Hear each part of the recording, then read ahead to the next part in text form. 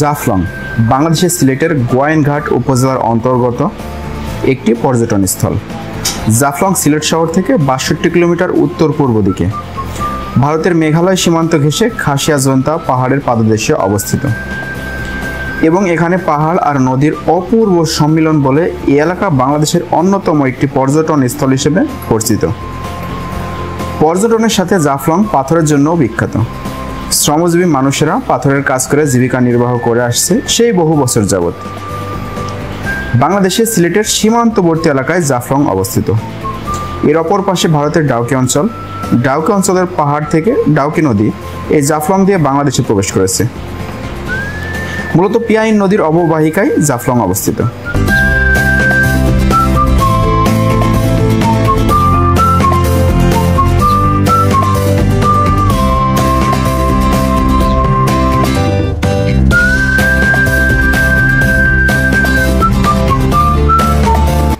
জাফলংয়ে পাথর ছাড়াও পাওয়া গেছে সাদামাটি বা চীনামাটিও, যদিও সেখানে মাটি বা বালি পরিশোধন করার মতো কোনো অবকাঠামো নেই।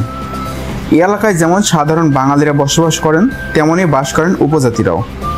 জাফলংয়ের বল্লা, সংগ্রামপুঞ্জি, নকশিয়াপুঞ্জি, লামাপুঞ্জি ও প্রতাপপুর জুড়ে রয়েছে 5টি খাসিয়াপুঞ্জি।